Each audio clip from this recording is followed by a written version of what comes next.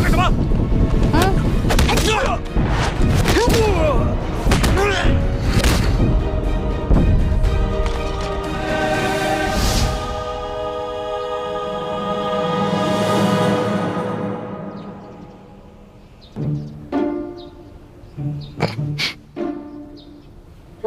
龙小弟，武功长进了吗？那是，跟了老大这么久，总得学点本事不是？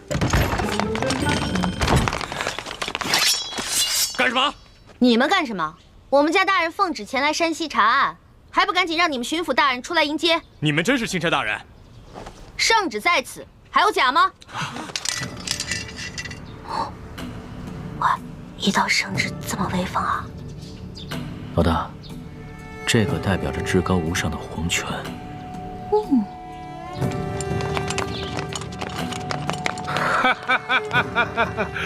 龙大人，刘德昭恭迎钦差大人。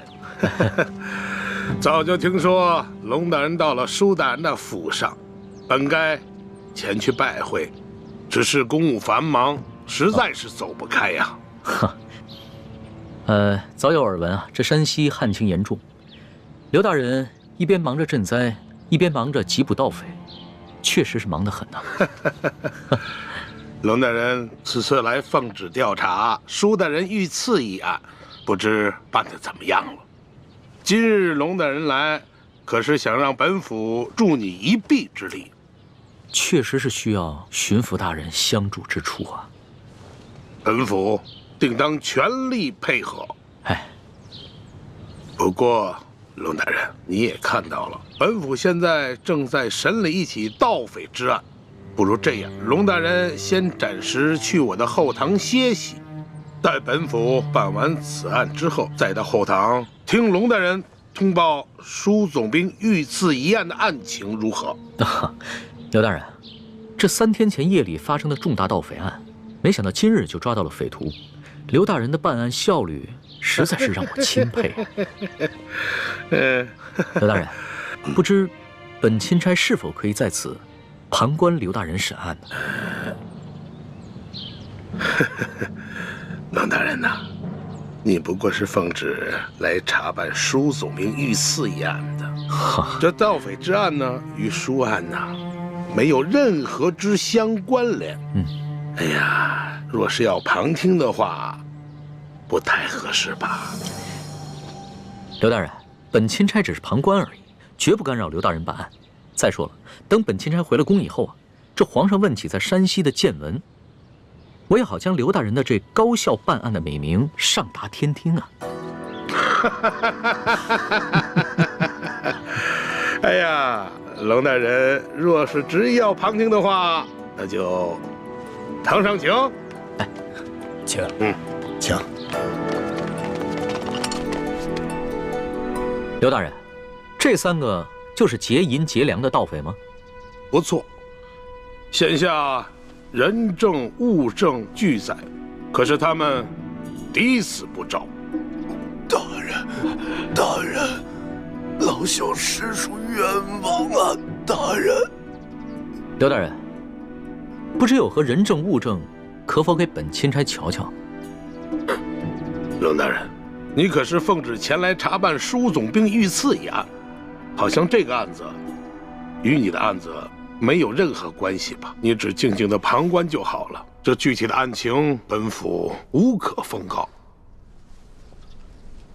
王13、谢大牛、胡二狗，你们现在可愿招了？冤枉啊！大人，冤枉啊！小民冤枉啊！好一帮刁民，看来不动大刑，尔等是不会招供的。来呀，大刑伺候！大人饶命啊！大人，冤枉啊！大人，冤枉啊！冤枉啊！大人，饶命啊！如今人证物证俱在，你们是抵不了赖的，还是老老实实的招认了吧，免得再受这皮肉之苦。大人，老朽自打进了这个公堂，我就知道我不可能活着出去了。老朽经不起如此大刑。老朽冤诏啊，大人！胡二狗、谢大牛，你们呢？小人冤枉啊，大人！王十三，你就先招吧。大人，我招。大人，老朽我实在是不知道该招些什么呀。好，你们3个人那是办不了翻墙入室、劫官银官粮的大事的。你们必然还有其他的同伙，而那些同伙也必定不是普通人。那些人应该是盘踞在牛角寨上的潜明余孽，才会如此的胆大包天，是不是啊？大人，大人，您说是就是吧？那你就将如何勾结牛角寨贼人的经过，如实的招来吧。这经过，大人，老朽年老昏聩，这经过我实在是记不清了，就以大人调查的为准吧。好，那么你再想想，你又是如何联系胡二狗和谢大牛，去给牛角寨的匪徒做接应的？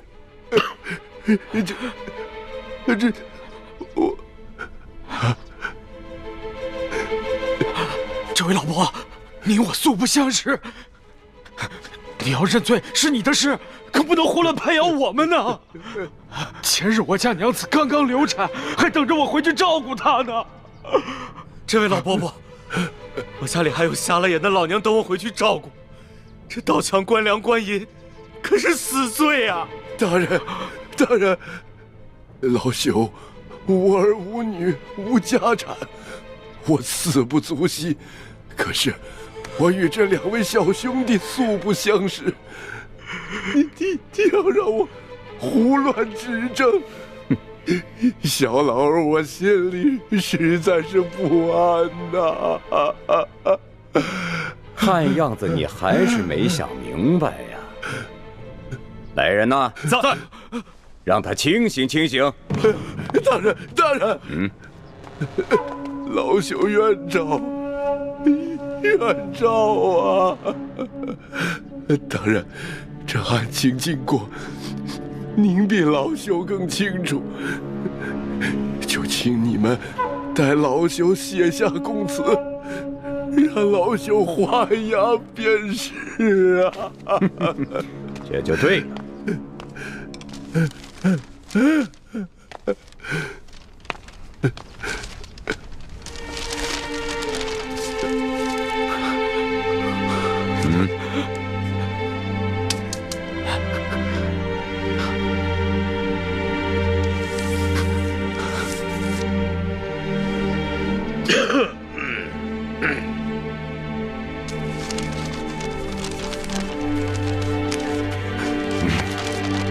来人呐，在，把王13押下去。是。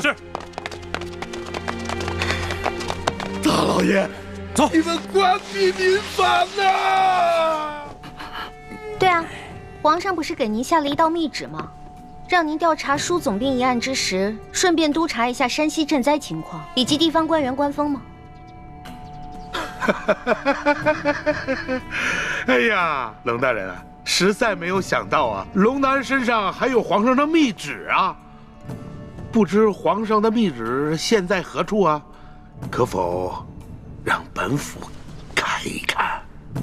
这密旨啊，让奴婢小心翼翼地藏在行李箱里了。主子，要不然您随奴婢回去取一趟吧。也好，刘大人请稍等一下，下官这就去取。那个龙大人，是否让本府派一队兵士护送啊？不必了。李护卫，你接着替本官陪审，顺便提醒一下刘大人，不要滥用酷刑啊。卑职遵命。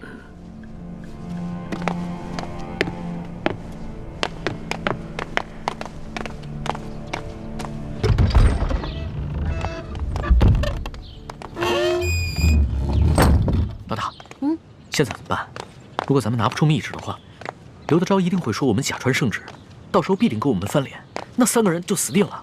尤其是那个谢大牛，不死也得残废啊！哎，事到如今，只能造一封假的密旨喽。伪造密旨？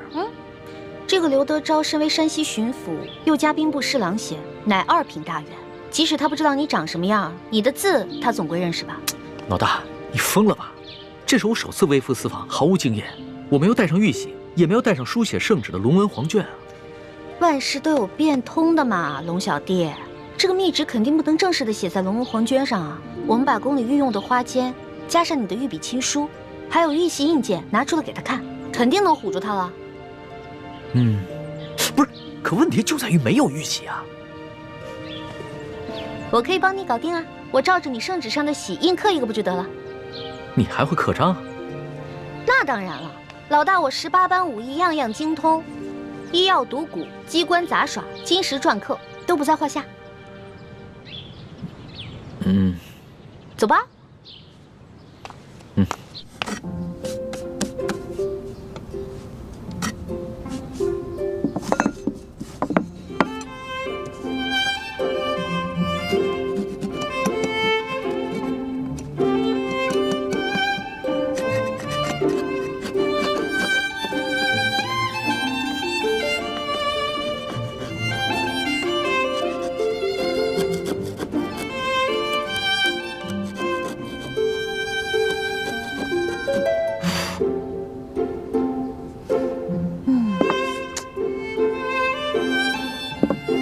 龙小弟，你看这样行吗？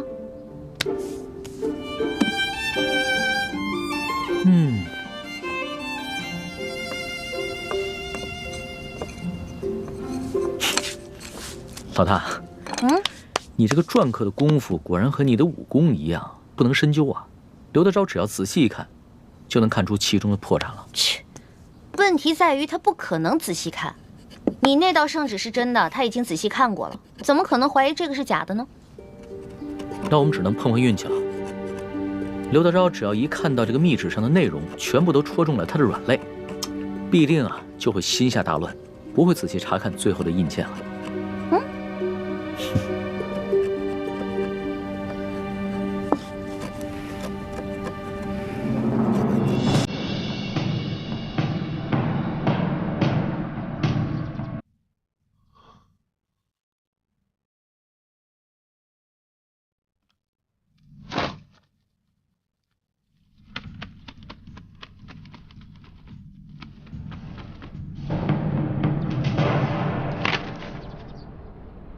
李护卫，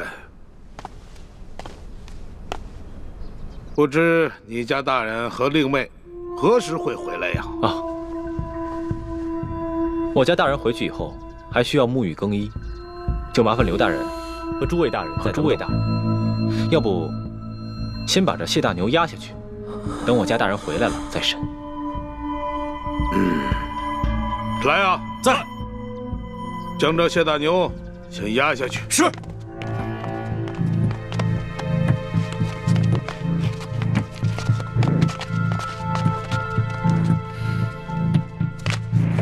李护卫，不知你家大人是哪一年考取的功名，出自谁的门下？我家大人身份尊贵，恕卑职无可奉告。好，身份显赫，好啊！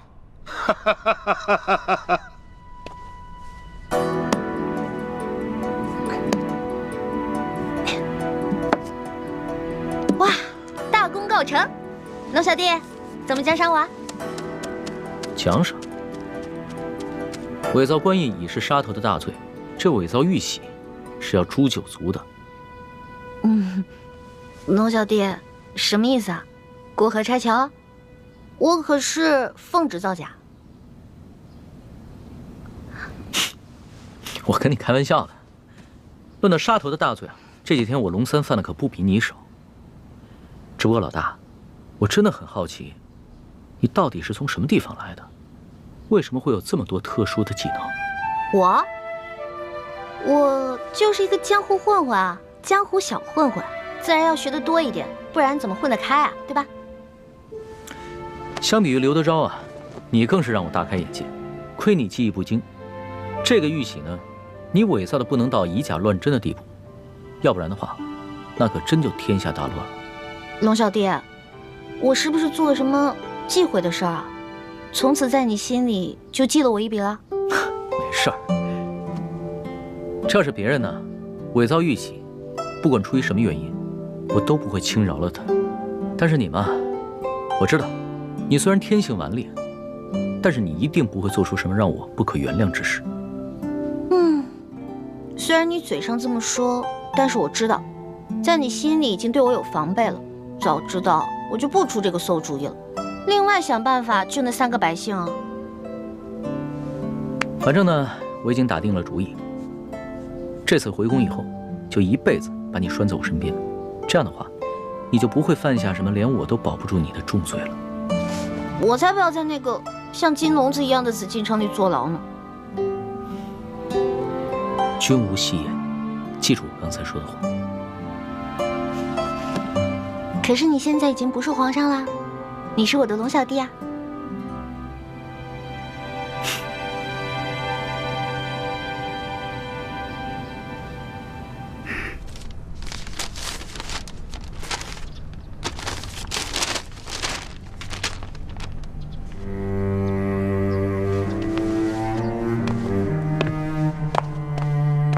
李护卫，待会儿等你家大人回来之后，还请您在你家大人面前替我等多多美言几句啊！啊！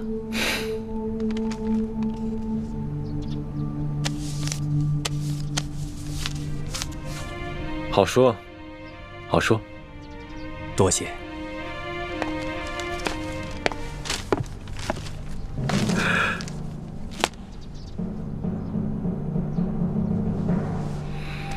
钦差大人到，圣旨下。皇上密旨到，刘德昭等一干官员接旨。臣刘德昭接旨。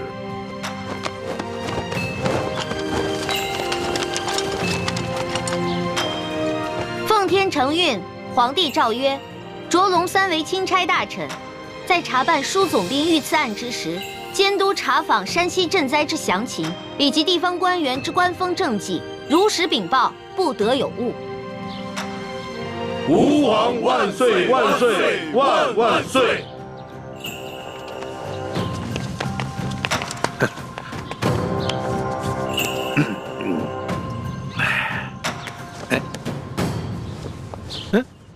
你，刘大人，这皇上的密旨可都听到了。这临出宫前啊，皇上再三叮嘱，一定要详查山西的赈灾详情，以及地方官员的官风政绩。那就有了，各位大人多多配合了。哎呀，龙大人您就放心，我等自当竭尽全力的配合龙大人。龙大人这一路实在是辛苦了。这舒总兵的府邸的位置这么偏僻，而且呢，设施呢又这么简陋，实在是委屈龙大人了。龙大人是这样啊，如果龙大人您不嫌弃的话啊，毕府呢有一个小小的别院，而且环境十分之优雅，出行呢十分之便利。大人可否考虑移驾到小院暂住啊？多谢刘大人的美意。只不过啊，这皇上下旨让下官巡查当地的官风，你我不适合走得太近，只怕别人容易多说闲话，对你我都不利呀。哎呀，龙大人，你看你啊，自京城远道而来，那是翻山越岭啊，太辛苦龙大人了。你看啊，你既然到了这里，那怎么着也得让我们这些地方的同僚尽一尽地主之谊吧。主子，咱们这几天在舒府，天天粗茶淡饭，嘴里都淡出鸟来了，不如就看看这刘大人有什么好东西招待我们。鸟的，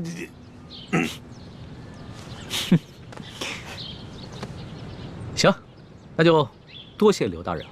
龙大人，请。请，请，请。